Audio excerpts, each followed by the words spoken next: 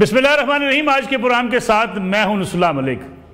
नाज़रीन, जब से साबिक़ खातून अव्वल बुशरा बीबी रिहा हुई हैं उस वक्त से डील और ढील की खबरें गर्दिश कर रही हैं।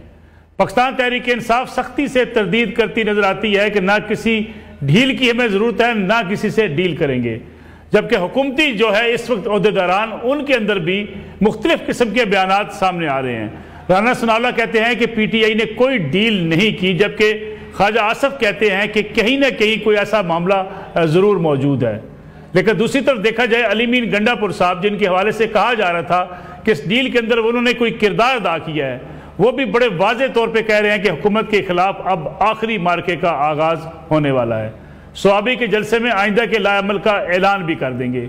अब कोई रुकावट हमारे रास्ते में नहीं आएगी, बल्कि अपने हतमी जो है वो हमारी टारगेट, उस तक हम ज़रूर पहुँचेंगे। क्या तहरीक इंसाफ अब किसी आखिरी राउंड को खेलने की तरफ जा रही है? और अगर एहतजाज आगे बढ़ता है, जलसे जुलूस बढ़ते हैं, तो हुकूमत के लिए रोकना किस हद तक मुश्किल होगा? एक तरफ हुकूमत को मुआशी दबाव का सामना है, तो दूसरी तरफ अपोजिशन की एहतजाजी तैयारी का सामना है। इन हालात में हुकूमत क्या करेगी? हुकूमत के लिए गवर्नेंस के मसाइल भी हैं, आम आदमी के मसाइल भी उसके सामने हैं, और दूसरी तरफ अपोजिशन से निपटना भी उसके लिए एक मसला बन चुका है। तहरीक इंसाफ की बात की जाए, तहरीक इंसाफ सियासतदानों के साथ मिल बैठने की बात की तरफ आती हुई दिखाई नहीं देती है। अगरचे कोशिशें भी की गई, बयानात भी दिए गए, तहरीक इंसाफ ये कहती है कि हुकूमत संजीदा नहीं है। हुकूमत ये समझती है कि तहरीक इंसाफ डायलॉग करना ही नहीं चाहती। फिर आखिर ये सारा मामला हल कैसे होगा? इसी में बात करेंगे। आज के प्रोग्राम में मेरे साथ मौजूद हैं पाकिस्तान मुस्लिम लीग नून के सीनियर रहनुमा सेनेटर ताहिर खलील संधू साहब। संधू साहब, आपका बहुत शुक्रिया प्रोग्राम में वक्त देने के लिए।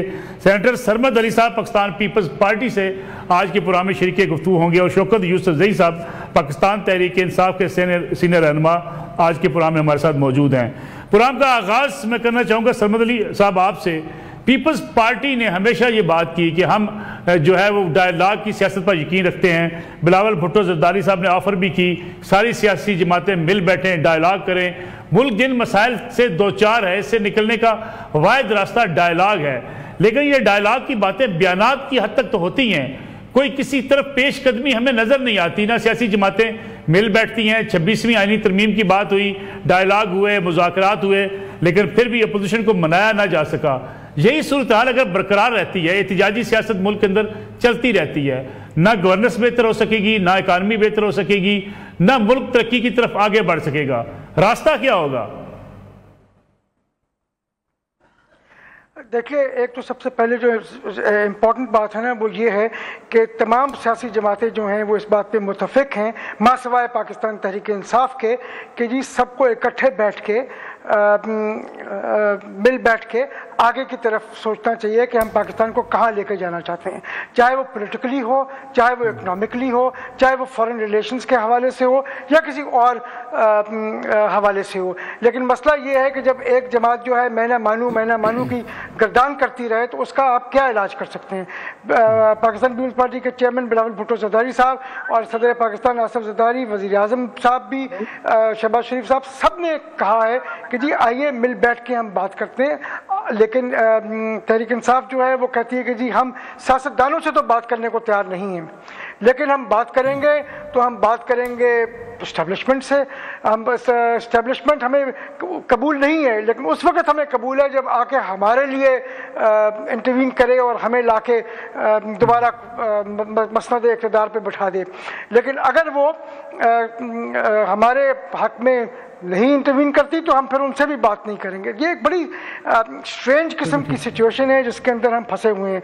पाकिस्तान का वाहिद हल जो हमारे मसाइल, इकनॉमिक मसाइल हों या सियासी मसाइल हों, उन तमाम मसाइल का जो हल है वो बेसिकली डायलॉग में है। वो बेसिकली ये है कि तमाम स्टेक होल्डर्स एक साथ बैठें और सोचें कि हम पाकिस्तान को किस तरफ लेके जाना चाहते हैं।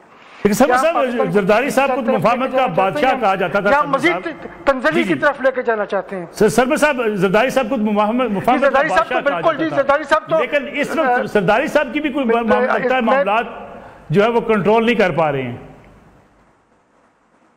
लेकिन मेरे साथ मसला ये है कि जरदारी साहब ने भी जिस वक्त 2018 में आप देखें जब पहली तकरीर की आसिफ जरदारी साहब ने नेशनल असम्बली के फ्लोर से, या प्राइम मिनिस्टर ने उस वक्त जो कायदे हिज़्ब इख्तिलाफ थे शहबाज शरीफ साहब ने जो तकरीर की, उन्होंने एक ही बात कही और उन्होंने कहा कि ज़रूरत है कि हम एक चार्टर ऑफ इकॉनमी साइन करें और एक मिनिमम पॉइंट्स के ऊपर एग्री करें कि हम पाकिस्तान को लेके कहाँ जाना चाहते हैं।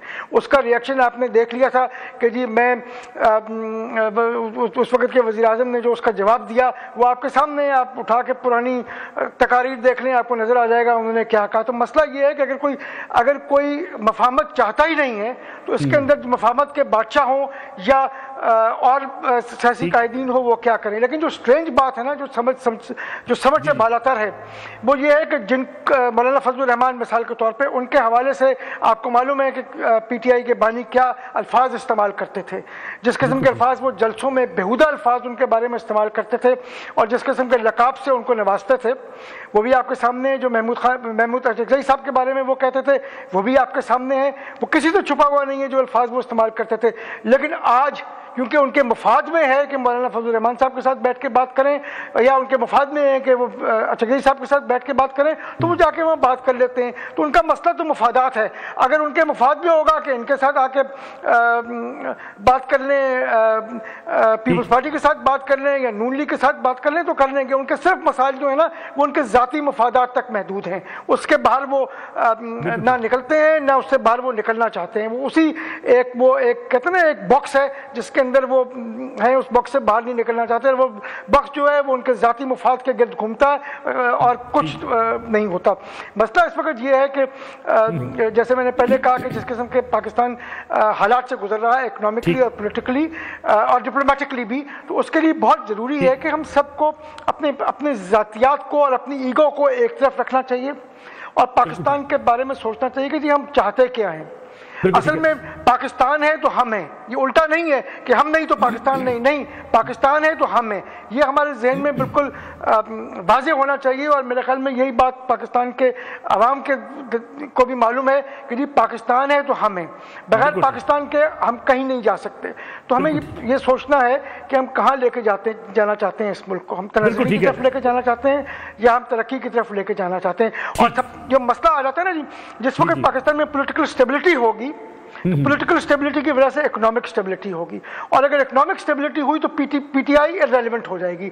तो पीटीआई कतई तौर पे नहीं चाहेगी कि इकोनॉमिक स्टेबिलिटी आए और कतई तौर पे नहीं चाहेगी कि पॉलिटिकल स्टेबिलिटी आए। अगर आप देखें एससीओ की समिट के ऊपर किस किस्म का तमाशा लगाने की कोशिश की गई, या उससे पहले मलेशियन वज़ीर आज़म आए तो क्या की गई, उससे पहले हम चले जाएं तो आपको नज़र आता है कि जब प्रेसिडेंट शी जिनपिंग आ रहे थे उस वक्त क्या किया गया, या जब भी कोई या सऊदी डेलीगेशन आ रहा था बात करने के लिए इन्वेस्टमेंट की तो क्या किया गया। तो जब भी कोई इन्वेस्टमेंट लेके आना चाहता है या पाकिस्तान की तरक्की की बात करना चाहता है तो इस किस्म के मसाइल क्रिएट कर दो ताकि पाकिस्तान में इकोनॉमिक स्टेबिलिटी ना आ सके और पाकिस्तान में पॉलिटिकल स्टेबिलिटी ना आ सके और उसकी नतीजे में इकोनॉमिक स्टेबिलिटी ना आ सके। सर मैं आपकी तरफ वापस आता हूं, मैं आता हूं वापस आपकी तरफ भाई जी मैं आता हूं वापस आपकी तरफ। ताहिर खलील संधू साहब, जो इस वक्त बयानात हैं पाकिस्तान तहरीक इंसाफ के, हमें वहां भी कुछ नजर आता है कि कुछ कहते हैं लोग बातचीत हो रही है, डायलॉग हुआ, डील मिली, डील हुई, लेकिन दूसरी तरफ PMLN जो इस वक्त हुक्मरान जमात है आपकी जमात, वहां पे भी राना सनाउल्लाह साहब कहते हैं इमरान खान साहब ने कोई डील नहीं की, ना PTI ने कोई डील किया है। ख्वाजा आसफ साहब इशारे किनारे में बात करते हैं जी डील हुई है। हुक्मरान जमात के दरमियान इस किस्म की कन्फ्यूजन क्यों है? मेरे ख्याल में एक तो सबसे पहले मैं आपका शुक्रगुजार हूं कि आपने मुझे बुलाया और सरमद साहब हैं और मैं बहुत एहतराम करता हूं शौकत यूसुफ जई साहब का, क्योंकि ये उन चंद दोस्तों में से एक हैं जो बड़े सोबर हैं और बड़ी बात को मुदल्लल तरीके से करते हैं, वरना बड़ा मुश्किल लगता है।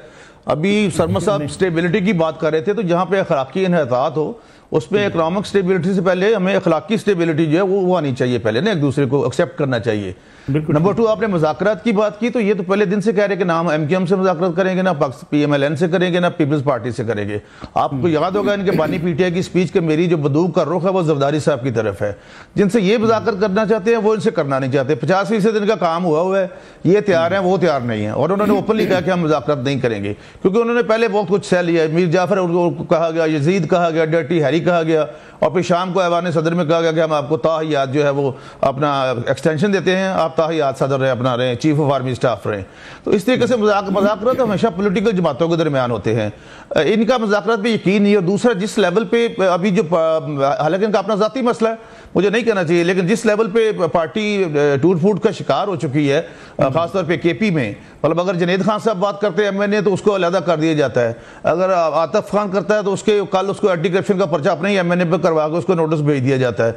तो ग्रुपिंग बहुत ज्यादा हो चुकी है, इसलिए अब देखना पड़ेगा। जहां तक अली मीन गंडापुर साहब की बात है, मलिक साहब, मैं तो उनकी बात को सीरियस नहीं लेता, उनसे मैं ज्यादा सीरियस लूंगा बात शौकत यूसुफजई साहब को, कि जो एक सोबर बात करते हैं और एक बड़ी अदब तरीके से, हमेशा हमने कभी हमारे दरमियान कोई झगड़ा नहीं हुआ।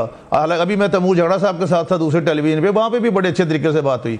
तो उनकी बात में इसलिए नहीं लेता, देखिए जो उन्होंने पिछली दफा ड्रामा किया, यहाँ से गए, उससे पहले आए तो पेस्ट्रियां खा के चले गए, इस तरफ अपना बर्गर खा के चले गए, और मनाल गए, मनाल से आगे गाड़ी के लेके हरीपुर गए, हरीपुर उमर अयूब साहब के पुराना जो अबाई घर है उधर ठहरे हैं, फिर वहां से उनको गाड़ी छोड़ के आई है, और वो कह रहे जी मैं पैदल चल के आया हूँ, मेरे पास पैसे नहीं थे, मैं ये नहीं थे। अब ये वो ड्रामे नहीं चल रहे जी सियासत में, अब तो रियलिटी चलनी है, कोजेंट एविडेंस है। आप कारकुनों को वहां पे छोड़ के अपना भाग गए हैं वज़ीर आला अपना हाउस में, केपी हाउस में, तो ये किस किस्म का एहतजाज है? लाहौर भी गए तो आप वहां पे नहीं पहुंचे, तो ये बिल्कुल गिदड़ बकी है। तो हाँ, अगर ये कोई गैर मामूली इक़दाम करेंगे तो फिर उसके लिए जो रियासत होती है, जो स्टेट होती है, स्टेट का काम है लॉ एंड ऑर्डर को मेंटेन करना, वो स्टेट मेंटेन करेगी। लेकिन मेरा अपना ही है कि ये बिल्कुल ऐसे, पंजाब से पहले इनके पास लोग नहीं आते, तो केपी से आज़ाद है, लोग आएंगे इनके साथ, बिल्कुल आएंगे। इसका मतलब संधू साहब आप उन्हें जलसे की इजाजत नहीं दे रहे, एहतजाज की इजाजत नहीं देंगे? नहीं, क्यों नहीं, कहीं अप्लाई करेंगे तो फिर है ना, अप्लाई करें। अभी तो आज उन्होंने ऐलान किया ना, जब अप्लाई करेंगे, पहले भी तो उनको इजाजत दी है, लेकिन आर्टिकल 19 कानून जो आईन पाकिस्तान है मेरे सामने पड़ा, उसमें there are some reasonable restrictions भी है ना, कि आप आर्मी की बात नहीं करेंगे। तो ट्रैक रिकॉर्ड जो है, जो हार्ड एंड डेस्परेट क्रिमिनल्स का होता है, मतलब 9 मई का खासतौर पर देख ले, उसके बाद देख ले, फिर यहाँ पे अपना डी चौक में पौधे जलाना, सारा कुछ जला देना, ये करना वो करना, ये नहीं होना चाहिए। हालांकि उस वक्त इनसे सारे मिले हुए थे, बंदयाल साहब कहते थे शायद इमरान खान साहब को पता ही नहीं चला उस इन्फॉर्मेशन का, तो इसलिए अब भी इनके पास इनके हालात जो है अब भी चाहिए इनको। असल में इनसे बड़ी गलती हुई जो आर्टिकल 95 है कॉन्स्टिट्यूशन ऑफ पाकिस्तान, उसके तहत अगर असेंबली अदम एतमाद है तो ये तो बरतानिया में 9 प्राइम मिनिस्टर्स के खिलाफ है, उनकी अपनी पार्टी के अंदर से आया है, ये कोई ऐसी बात नहीं है। और इसलिए, लेकिन उसको ये दिल पे ले गए हैं बहुत ज्यादा, फिर केपी असेंबली तोड़ देना, फिर अपना पंजाब असेंबली तोड़ देना, फिर इस्तीफे दे देना, इस तरह से सियासत नहीं होती। वो कहते हैं ना, अमेरिका के कहने पे आपने साजिश तैयार की, उसके बाद उनको इक़्तिदार से निकाला। नहीं, कोई अमेरिका के खिलाफ साजिश नहीं, ना वो तो उन्होंने दोबारा उसको किया। एक मतलब एक थर्ड सेक्रेटरी जो है उसके कहने पे कहा, ये जो आते रहते हैं साइफर तो रोजाना आते हैं, मैंने मेरा जो इंटरनेशनल लॉ का डिप्लोमा वो स्विट्जरलैंड से, इसी बात में सारा, ये कोई ऐसी बात नहीं होती। वो तो उन्होंने किया वहां पे, और बाद में कहा मुझसे गुम हो गया, पता नहीं वो कौन सा किसी इश्तेहार था, ये पता नहीं क्या था, कोई ऐसी बात ही नहीं है किसी किस्म की, और ना अमेरिका के कहने पे। और दूसरे नंबर पे इनके पीटीआई के किसी बंदे से हमने वो जब आर्टिकल 95 यानी पाकिस्तान के तहत अदम एतमाद है, तो पीटीआई के तो किसी बंदे ने उससे हमने वोट नहीं मांगा, हालांकि इनके बंदे टूटे हुए थे, लेकिन नहीं उनसे वोट लिया। तो इसलिए कोई ऐसी बात नहीं है, ये तो एक लॉ का तरीकाकार है। आइन में ये नहीं लिखा कि एक ही जमात 5 साल पूरे करेगी, आइन में लिखा कि पार्लियामेंट हुकूमत जो है वो 5 साल पूरे करेगी। बिल्कुल ठीक है, ब्रेक लेते हैं, ब्रेक से वापस आएंगे तो इसी पे गुफ्तगू का सिलसिला जारी रखेंगे कि जो डील और ढील जो है वो पीटीआई की बाज़ सफ़ों से ऐसी आवाज़ें उठती हैं, जैसा कि बैरिस्टर सैफ साहब ने कहा कि डील नहीं अंडरस्टैंडिंग हुई है, अंडरस्टैंडिंग हुई है तो किसके साथ हुई है, इस पर बात करेंगे ब्रेक के बाद। तो हम एक बार फिर खुशामदीद। अब्दुल्ला खान साहब, जो अभी बात की डॉक्टर साहब ने, लीज पर त्यारे हासिल किए जा सकते हैं, इन्वेस्टमेंट की जा सकती है, पीआईए को चलाया जा सकता है। अगर पीआईए चलाई जा सकती है तो पीआईए को मसला क्या है, फिर जरूर बेचना है? देखें, इसका जवाब शायद आपको हुकूमत पाकिस्तान ज़्यादा बेहतर तौर पे दे, लेकिन एक कॉन्सेप्ट है, एक स्कूल ऑफ थॉट है कि state has no business running a business, या सरकार का कोई काम नहीं है कि वो कारोबार चलाए, या एक और जो उसकी साइड पे बात होती है वो ये कि गवर्नमेंट के अंदर चीज़ें एफिशिएंट नहीं होती, प्राइवेट बिजनेस प्रैक्टिसेस के अंदर जो है वो एफिशिएंसी इंप्रूव कर जाती। इन दो मकासद की खातिर, और प्लस कंबाइंड विद जो कि हमारी माशी चैलेंजेस हैं कि जिसके अंदर हमें IMF के प्रोग्राम में जाना पड़ता है या बाकी काम करना पड़ता है, और उसके प्री रिक्विजिट के तौर के ऊपर स्टेट और इंटरप्राइजेस को प्राइवेटाइज करना या उनको प्राइवेटाइजेशन की तरफ लेके जाना ज़रूरी होता है। ये तमाम अवामिल होते हैं जो कि पुश करते हैं, या जिन्होंने पुश किया इस टाइम पे भी पाकिस्तान इंटरनेशनल एयरलाइंस को कि उसकी निजकारी की जाए। जहाँ तक ये बात है, ऑब्वियसली एयरलाइन चलाना इतनी बड़ी कोई रॉकेट साइंस नहीं, पूरी दुनिया में बहुत ज़्यादा मुल्क चला रहे हैं और बहुत अच्छी एयरलाइनें चला रहे हैं। दी ओनली थिंग इज़ कि शायद हमने गुज़िश्ता 2 दहाइयाँ ज़ाया कर दी, हम अपने प्रोडक्ट पे उस तरीके से नहीं इन्वेस्ट कर पाए, अपने सर्विस के म्यार में वो जिद्दत नहीं लेके आ पाए जो कि शायद लानी चाहिए थी, जिसकी वजह से हम थोड़ा सा पीछे रह गए। और जो ये सर्विस का गैप अभी आपको नज़र आता है, ये थोड़ा सा ज़्यादा वाइड हो गया, क्योंकि वो लोग इम्प्रूव करते हुए जा रहे थे, हम लोग अपनी जगह पे थे या डिक्लाइन के ऊपर आ रहे थे, तो गैप बहुत ज़्यादा बढ़ गया। अभी भी अगर आपके पास अच्छे नए जहाज़ हों, सर्विस हमारी ऑलरेडी इतनी बुरी नहीं है, रिलायबिलिटी हमारी इतनी बुरी नहीं है, रिलायबिलिटी नए जहाज़ों से, अच्छे जहाज़ों से बहुत इंप्रूव कर जाएगी। अच्छा जहाज़ आ जाए with in flight entertainment systems, बाकी तमाम चीज़ें आ जाए, प्रोडक्ट का म्यार नेचुरली ऊपर चला जाएगा और फिर उसके बाद सिर्फ आपने नेटवर्क ऐड करना है। तो कहने का मकसद ये है कि ये एक ऐसी चीज़ें जो कि दुनिया में हुई हैं और की जा रही हैं, और मेरे ख्याल में अगर हुकूमत चाहे तो वो कर सकती है। निजकारी के बाद भी जो आएगा बिजनेस पार्टी आएगी, वो भी इवेंचुअली यही करेगी, उसका भी मंसूबा यही होगा कि उसने प्रोडक्ट इंप्रूव कराना है, उसने नेटवर्क को इंक्रीज कराना है। फिर क्या अब्दुल्ला साहब हमें लीज पे कुछ जहाज देने को तैयार नहीं है? देखिए, हमें ये समझना पड़ेगा कि ये तमाम चीज़ें होती हैं आपकी कैश फ्लो से या लिक्विडिटी से। अगर आपके पास पैसे हैं तो हर जगह से जहाज़ आने को तैयार होते हैं। अगर आपके पास पैसे हैं, अगर आप उस तरह से वो दिखा सकते हैं, अगर आप फॉरेन करेंसी आपके पास अच्छी है, आपके पास लिक्विडिटी है, तो ये चीज़ें तो लाना को बहुत ज़्यादा मुश्किल काम नहीं है। दुनिया में जहाज़ अवेलेबल हैं, किसी एक पर्टिकुलर टाइम पे नहीं मिलते। हमें देखें, हमें समझना पड़ेगा कि हमारा कभी कभी बिकॉज आप सर्टन रूल्स को फॉलो करते हैं जो कि गवर्नमेंट सेक्टर के बड़े स्ट्रिंजेंट रूल्स हैं, तो उसकी वजह से आपका डिसीजन मेकिंग प्रोसेस स्लो हो जाता है। कहने का मकसद ये है कि अगर आपने जहाज़ एक्वायर करना है तो हमारे यहाँ जहाज़ एक्वायर करने में 8 से 10 महीने का टाइम लगता है। 8 से 10 महीने बाद जिन लोगों ने जहाज़ ऑफर किया होता है वो जहाज़ किसी और को दे चुके होते हैं। अगर यही चीज़ आपकी ज़रा ज़्यादा स्विफ्टली हो, या जिस तरीके से कोई प्राइवेट बिजनेस प्रैक्टिस करती है कि आपने डिसीजन लिया और आप जहाज़ ले लें, तो आप बहुत अच्छी कीमत में बहुत बेहतर जहाज़ हासिल कर सकते हैं। ये सिर्फ एक बात मैं मिसाल के तौर पर कह रहा हूँ। जी जी 225 अरब रुपये रेवेन्यू की आपने बात की अब्दुल्ला साहब, ये रेवेन्यू और खसारा कितना डिफरेंस है इसमें?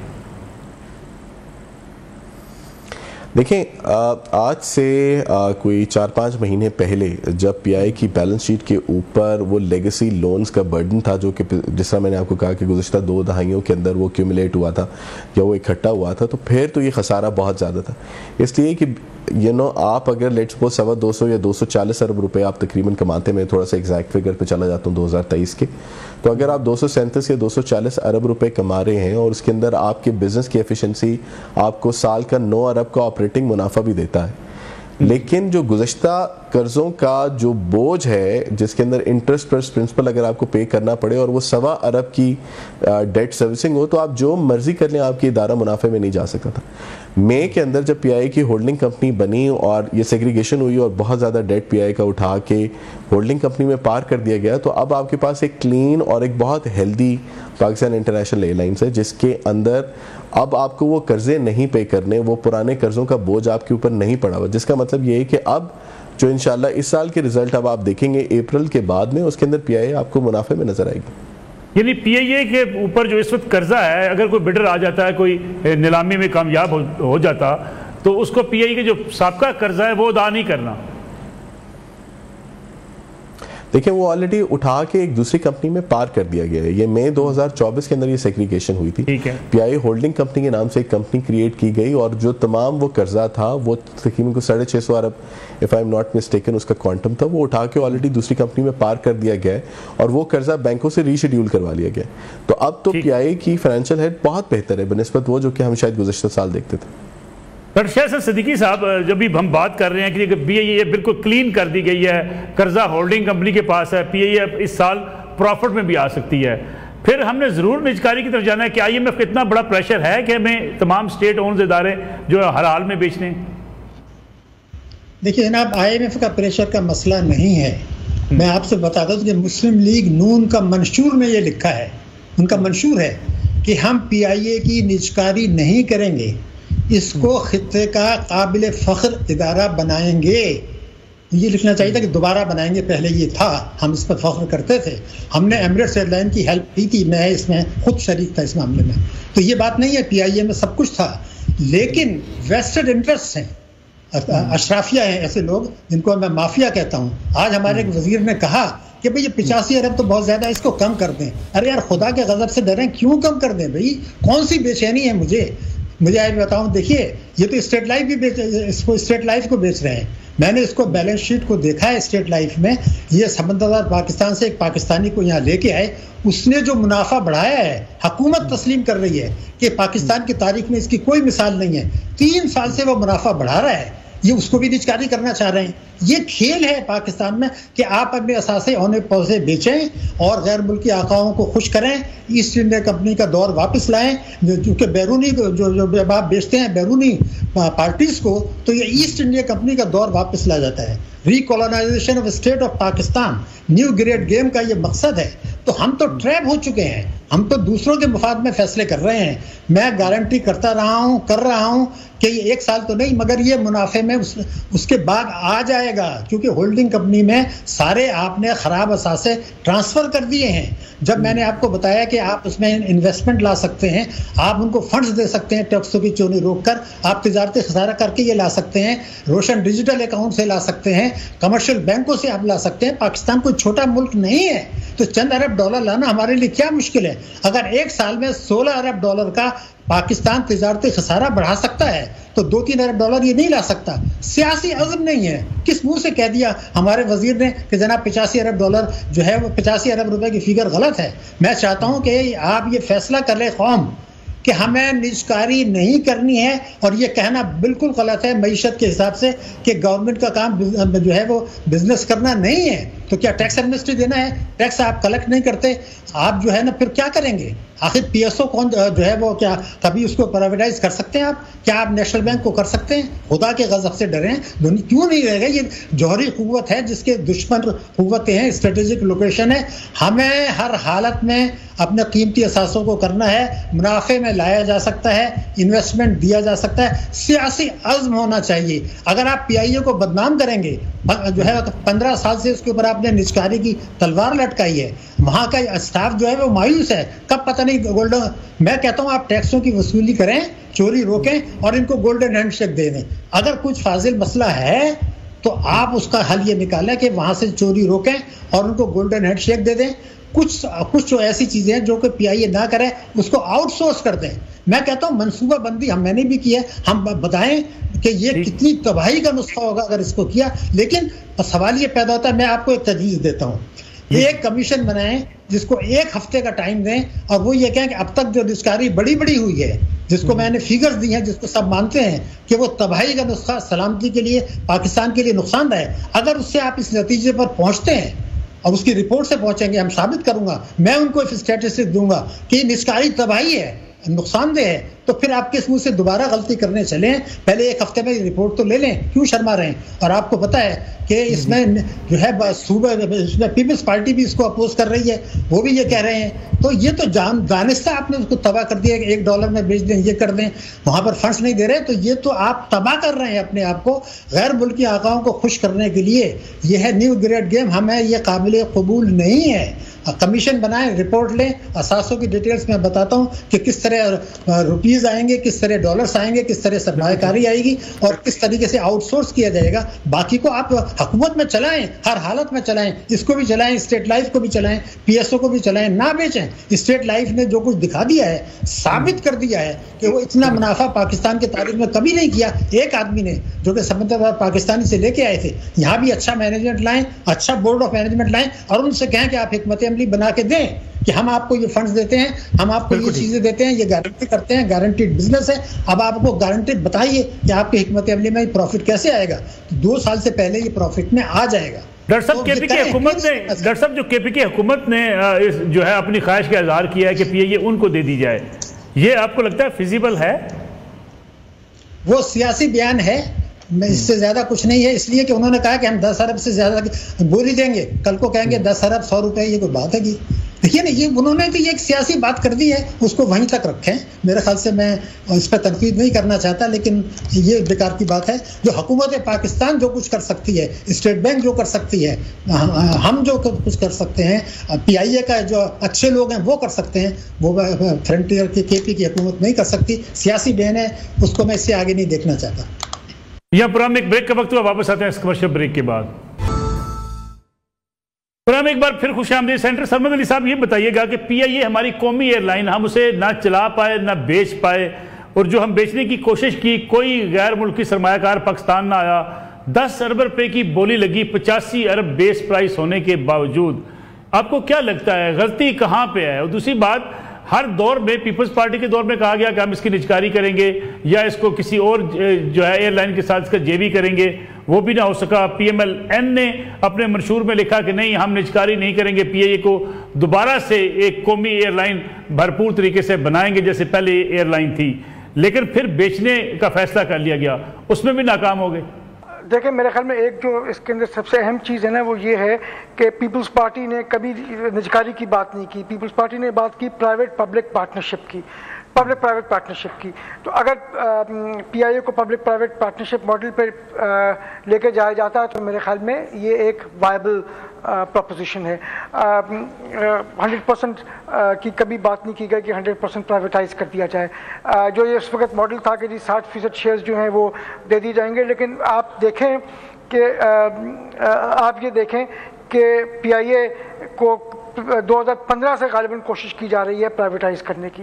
पहली दफ़ा जब कोशिश की गई तो उसके अंदर असद उमर साहब बीच में कूद पड़े और उन्होंने शोर मचाना शुरू कर दिया और कहा कि जी नहीं, ये नहीं हो सकता, और वो वहाँ पे रुक गई। उसके बाद दोबारा जब कोशिश की गई तो फिर ये रुक गई। हम मिसाल देते हैं एयर इंडिया की। एयर इंडिया की जब हम मिसाल देते हैं तो वहाँ देखें कि वहाँ गालिबन 2002 से कोशिश की जा रही थी प्राइवेटाइज करने की एयरलाइन को, और अब वो आके 2022 में आके प्राइवेटाइज हुई है। टाटाज ने उसको ख़रीदा। उस पर भी बहुत बार कोशिश की गई करने की, बहुत बार वो नाकाम हुई। तो ये पहली कोशिश है। I think we have to wait and see कि आगे क्या होता है। लेकिन दूसरी तरफ अगर हम ये देखें कि जो PIA के ऊपर लॉसेस हैं वो बेतहाशा हैं, हुमंगस लॉसेस हैं जो PIA के सर पे मौजूद हैं। अगर कोई सूबाई हुकूमत KP ने तो एक मेरे ख्याल में वो तो जो उनकी तरफ से ऑफर आई है दैट्स मोर और लेस अ जोक, लेकिन मेरे ख्याल में सिंध और पंजाब दोनों में शायद कैपेसिटी है कि वो अगर करना चाहें तो वो इसकी जानिब देख सकते हैं कि क्या किया जा सकता है। इसके अलावा जो एक और ऑप्शन है वो ये था कि शायद कोई इंटरनेशनल एयरलाइन जो है वो आ जाए।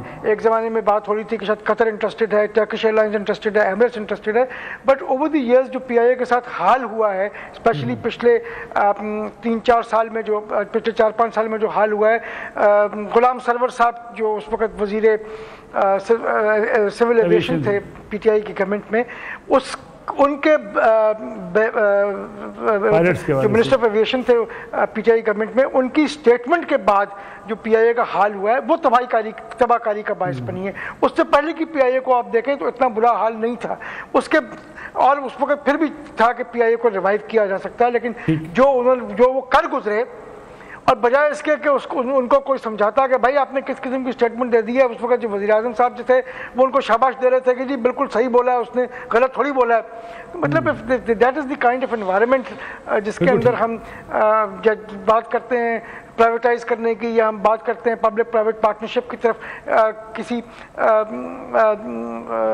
ऑर्गेनाइजेशन को लेकर जाने की, तो वो नहीं हो सकती, क्योंकि जब तक आप खुद उसको ओन नहीं करेंगे और खुद उसके लिए प्रॉब्लम्स क्रिएट नहीं करेंगे तो वो किस तरीके से होगी। आप तो खुद प्रॉब्लम्स क्रिएट कर रहे हैं, आप उसके आगे रोड़े अटका रहे हैं कि जी इसका बड़ा गलत हो तबाह हो जाए। तो जो उस वक्त हो गया वो आज तक हम उसको भुगत रहे हैं, वहाँ से हम निकले ही नहीं हैं। अब देखें, कोशिश की PIA ने और सिविल एविएशन दोनों ने बात करने की यूरोपियन यूनियन से, कुछ नहीं हुआ।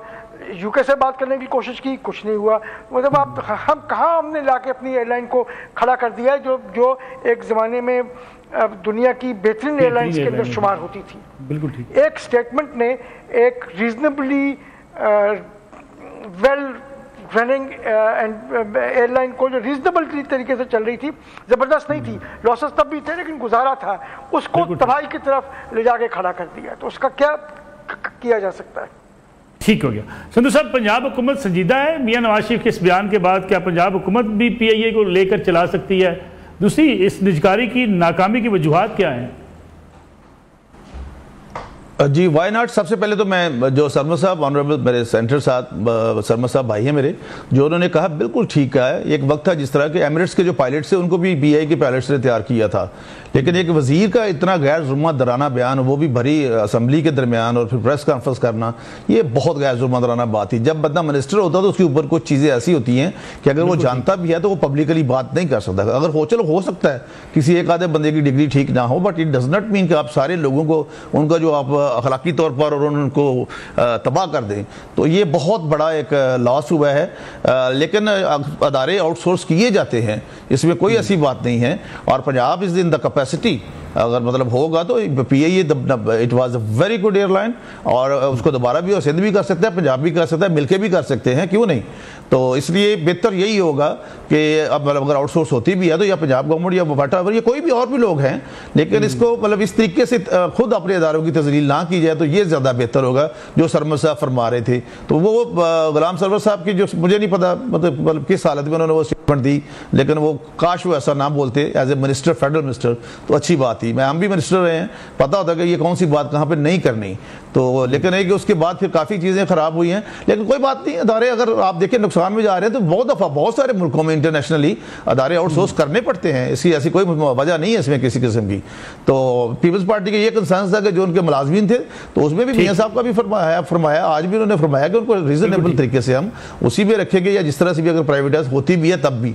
तो ऐसी कोई बात नहीं कि हम किसी को बेरोजगार कर दें। ये पीपल्स पार्टी का भी कंसर्न था, हमारा भी कंसर्न है। तो इसलिए मेरा अपना जो है कि मतलब इसको अगर आउटसोर्स किया जाता है तो लेता है कोई, तो इसको अच्छे तरीके से दोबारा नए सिरे से चलाया जा सकता है। और ये वही PIA है जो दूसरों को ट्रेन करती थी।